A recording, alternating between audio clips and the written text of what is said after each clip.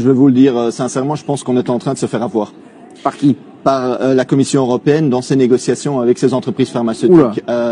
Est sorti la semaine passée un des négociateurs. Donc les noms des négociateurs sont secrets. Oui.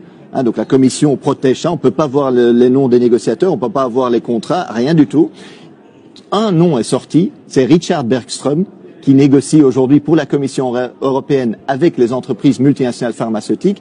C'est qui? C'est l'ancien patron du grand lobby pharmaceutique à Bruxelles. Ah bon? C'est-à-dire pendant 5 ans, 6 ans, il a été patron des lobbies pharmaceutiques et aujourd'hui il négocie pour la Commission européenne. C'est le braconnier qui devient garde-chasse, si je suis. C'est affreux. Peut-être qu'il a une expertise et qu'il la met au service de la Commission. Pourquoi il la met maintenant? Tous ses potes, encore une fois, on revient sur la même chose, il les a oubliés. Ouais. Donc il n'y a plus aucun conflit d'intérêts.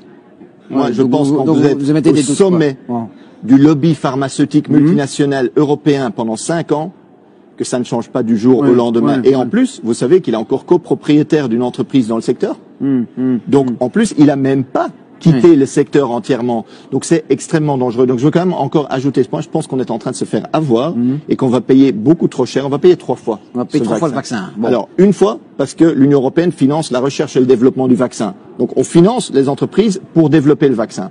Deuxièmement, parce qu'on est en train de l'acheter maintenant, donc on est en train de financer l'achat sans qu'il y ait un vaccin, donc on l'achète avant qu'il existe.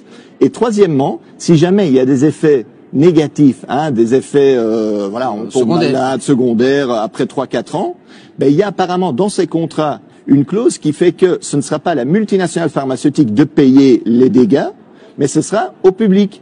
Effectivement, garantissons-nous que la propriété de ce vaccin soit sous contrôle démocratique. Pour le donner gratuitement ensuite. Figurez-vous que le vaccin nationaliser contre la polio, non, je veux éviter qu'elle se privatise.